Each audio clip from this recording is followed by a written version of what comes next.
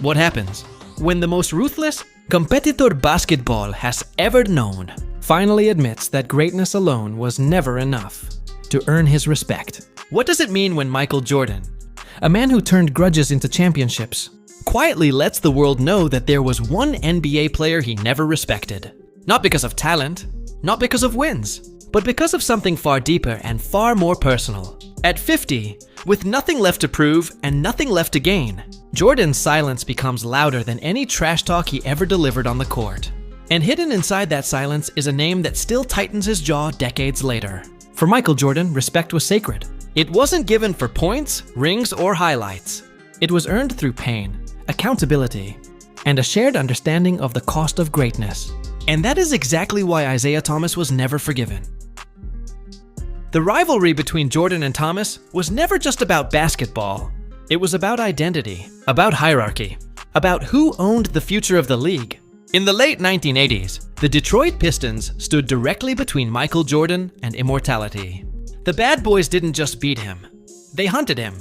They knocked him out of the air. They bruised his ribs. They sent messages with elbows and forearms. And Isaiah Thomas was their leader. Calm in interviews, ruthless on the floor, smiling while orchestrating violence disguised as defense. Jordan absorbed it all. The losses, the humiliation, the feeling of being physically punished while the league looked the other way. And through it all, one image burned into his memory.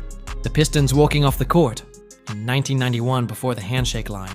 No respect, no acknowledgement, no closure. To Jordan, that moment wasn't gamesmanship. It was betrayal of an unwritten code every great competitor lived by. Years later, Jordan would say he could forgive hard fouls. He could forgive trash talk. He could even forgive hatred, but he could not forgive disrespect. And in his mind, Isaiah Thomas represented that disrespect more than anyone else who ever shared the floor with him. The wound never healed, it only changed form. When Jordan finally broke through, when Detroit fell and Chicago rose, he didn't celebrate with mercy. He celebrated with memory. Every slight was catalogued. Every quote was remembered. Jordan didn't forget who doubted him, and he never forgot who he felt tried to diminish him. The resentment followed them into the 1992 Olympic selection process. When the Dream Team was being assembled, Jordan's voice carried weight like no other. And Isaiah Thomas, despite being a two-time champion and one of the best point guards alive, was left off the roster. Official explanations came later. Chemistry, fit, roles. But everyone inside the league knew the truth. Jordan didn't want him there. Magic Johnson didn't want him there. Larry Bird didn't fight for him. And Isaiah was frozen out of basketball's greatest celebration. Jordan never publicly said he blocked Thomas. He didn't need to. His silence said everything.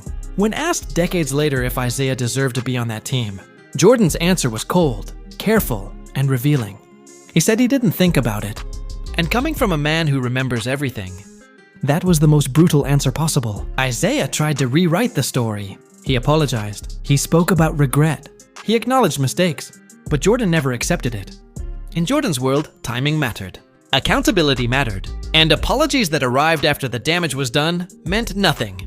Respect once lost was never returned. What made it more painful was that Isaiah was everything.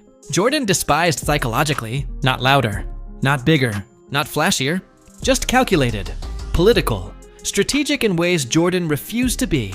Jordan believed greatness should be undeniable. Isaiah believed greatness could be negotiated, and that philosophical difference made forgiveness impossible.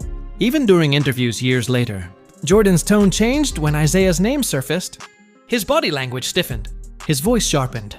The competitive fire that once fueled championships flickered again. Not with rage, but with contempt. He didn't argue. He didn't explain. He dismissed. And dismissal was Jordan's ultimate weapon.